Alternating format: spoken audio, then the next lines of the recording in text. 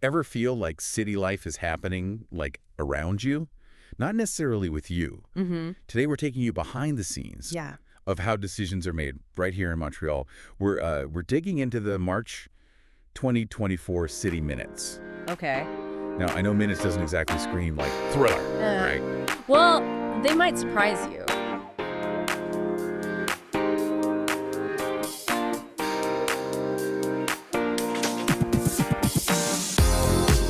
These documents, I find, they're like little time capsules. Oh, interesting. Yeah, of civic life. The contracts that are being signed, debates that are sparked, even like questions from everyday Montrealers, right? Wow. Making their way into the official record. And that's what we're after. Yeah. Those, like, surprising little nuggets buried in hundreds of pages. We've got 2 volumes from March 2024 to unearth here. Think of it like panning for gold. Okay. Except instead of shiny flakes, we're after insights into how Montreal really ticks. Yeah. And luckily, I've got an expert guide with me who can connect the dots. Yeah. Not just what's happening, but why it matters. Happy to lend my detective hat for this deep dive. I'm really interested, in those citizen question sections. Yeah. They're really often like windows Oh, yeah. Okay. into the heart of what residents actually care about. Perfect. Because our first head-scratcher comes straight from a citizen question about something called the Boise-Steinberg. Okay. It's a green space. It sparked a whole debate when someone proposed extending a boulevard right through it. The classic urban planning dilemma. Right. Balancing development with preserving green spaces. And this isn't just a local issue either. Cities around the world are wrestling with this. Oh, wow. From, preserving parks in New York to protecting ancient trees in Seoul during construction. It reflects this growing awareness that these spaces are vital, not just for aesthetics, but, for our well-being, for mental well-being, Yeah. and even mitigating the impacts of climate change. So this one citizen's question about Boise-Steinberg hints at a much bigger conversation. Exactly. That's happening globally. Yeah. I love that. Okay, from local concerns to the global stage. Remember that Montreal International Development Fund we mentioned? Yes. Over $500,000 went to them. And I was curious, what do they do internationally? So many cities are realizing that they're not just isolated islands. They have a role to play in global challenges. This fund, from what I gather, supports projects all over the world, from improving access to clean water to empowering women entrepreneurs. It's like Montreal's own small-scale global outreach program. Okay, that's way cooler than I imagined. Yeah. See, this is what I mean. You just have to know where to look. Mm-hmm. And sometimes where to look is in the fine print about potential floods. Yeah, okay. Montreal's no stranger to rain, but the level of detail in this flood risk analysis was surprising. Interesting. They've got maps, vulnerability assessments, the whole shebang. Cities are increasingly using data to prepare for the future, right? Yeah. Especially with climate change and all the uncertainties there. This analysis likely helps them to prioritize investments Okay. in infrastructure and their emergency preparedness plans. So it's about being proactive, Exactly. not just reactive. It's essential for any city's long-term resilience. It's like having a crystal ball, but instead of predicting the future, they're using data to build resilience for it. Speaking of data, I found a surprising amount on Montreal's furry residents. The dog days of Montreal. I did notice a section dedicated to regulating potentially dangerous dogs. Yes. It's more than just leash laws. It's about balancing the needs of pet owners with public safety concerns. And there are more of those dogs than I expected. Is that right? Yeah. Made me think about the resources dedicated to animal control, the regulations, the whole system in place. Like opening a window into a side of city life most of us don't think about, until we need it. Exactly. These seemingly small details, right? Yeah. In the minutes, highlight how a city manages that delicate balance Yeah. of coexisting with animals, even in a dense urban environment. Okay, last stop on our highlight reel before we dive deeper. Okay. This one's for the art lovers. I was combing through contracts. Yes, I actually read them. Wow. And stumbled upon one for an artist named Chloe Charbonnier. Cities often support the arts through grants or commissions. What kind of art does Chloe create?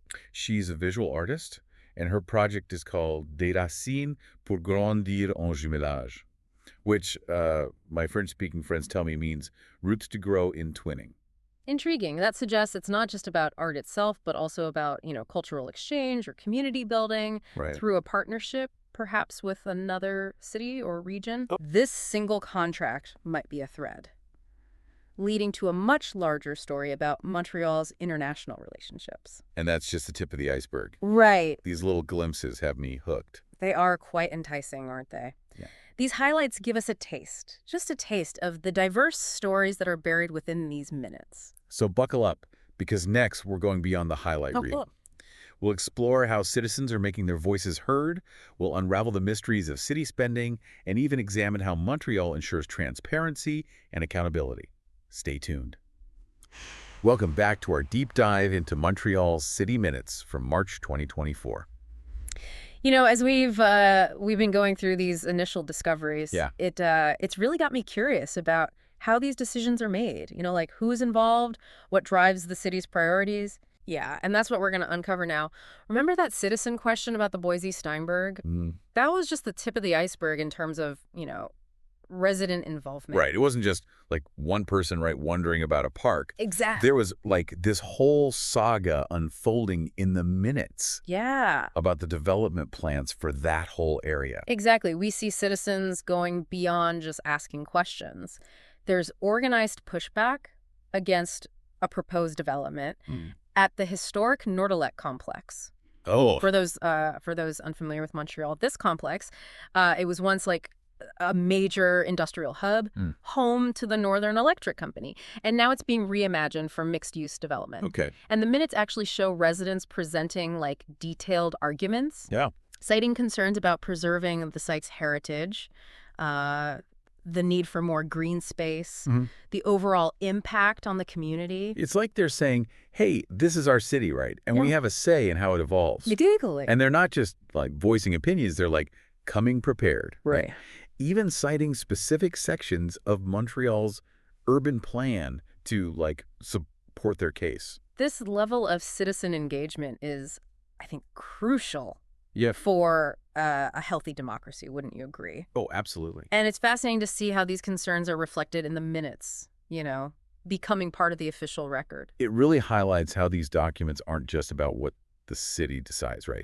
It's really about the forces that shape those decisions. Yeah. And speaking of shaping things, let's shift gears a little bit and talk about the financial side of things. The city's budget, to be exact. Ah, yes. The flow of funds. This is where we see the city's priorities translated into concrete action, wouldn't you say? The sheer volume of contracts that are detailed in these minutes, it's staggering. It's a bit dizzying, honestly. Everything from snow removal contracts to agreements for like IT services. Oh, wow. Even, funding for artists like Chloe Charbonnier, who we touched on earlier. It really shows the scope Yeah. of what a city manages on a daily basis. Yeah. For example, there's this multi-million-dollar contract for the environmental remediation of a former industrial site. That reveals, I think, the hidden costs of past practices. Right. And the city's responsibility in addressing them.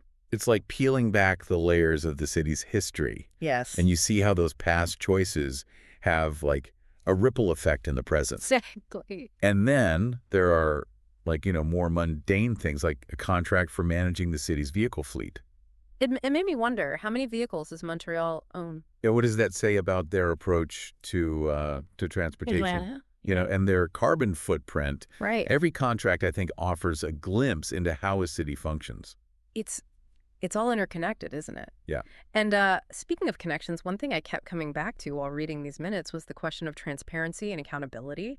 With so much money flowing, so many decisions being made, like how does Montreal ensure that everything's above board? That's where these mechanisms of oversight come into play. Okay. The minutes themselves are a part of this, right? Right. A public record of discussions and decisions. Yeah. But they also shed light on specific bodies that are responsible for maintaining that transparency, like the audit committee? Yes. The audit committee. What exactly is their role? Think of them as like independent watchdogs. Okay. Ensuring the responsible use of public funds. Okay. They have the authority to, review the city's financial records, scrutinize spending, and, flag any irregularities. Hmm. And then their findings are presented in reports, and these are often included in the minutes So themselves. it's like having a financial checkup for Exactly. the entire city, making sure everything's in order. And these reports are publicly available. Exactly. This transparency is crucial, I think, for building trust Right. between citizens and their government.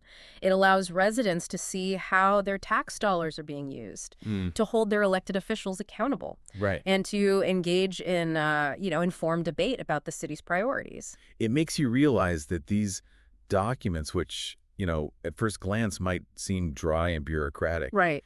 they're actually like tools for civic engagement. Exactly. They offer this window into the inner workings of our city, Mm-hmm. empowering us to understand and participate in that decision-making process. Precisely. And that brings us back to those citizen questions and concerns that, we were discussing earlier. Right. It's a reminder that informed citizens are so essential for a well-functioning democracy. It's like this two-way street. Yeah. The city has a responsibility to be transparent. Yes. And we, the citizens, have this responsibility to, stay informed and engaged. I agree. It's a partnership, really. Indeed. And as we delve further into these minutes, we'll uncover even more examples of this interplay Yeah. between citizens and their city. It's funny as we've been picking apart these city minutes. Yeah. It struck me how they capture this specific moment in time, right? Right. Right. A snapshot of Montreal in March 2024 Mm-hmm. with all its ambitions and complexities. It's like reading a story with multiple plot lines Right. happening at once. Yeah. We see the city striving for sustainability, Okay. investing in things like, flood risk analysis, green infrastructure. But then, on the other hand, there are also contracts for road widening projects, Right. and parking garages. It's that tension that I find so fascinating, right? It's like the city's trying to balance these competing priorities, trying to move forward Yeah. while still acknowledging the realities of existing infrastructure Right. and the needs of different communities. It reminds us that progress isn't always linear, right? Yeah, yeah. There are often these trade-offs and compromises involved in, governing this complex urban environment. Right. And I think that's where those mechanisms for transparency and accountability Yes, become even more crucial. exactly. Remember the audit committee we discussed? Of course. The- The city's financial watchdogs.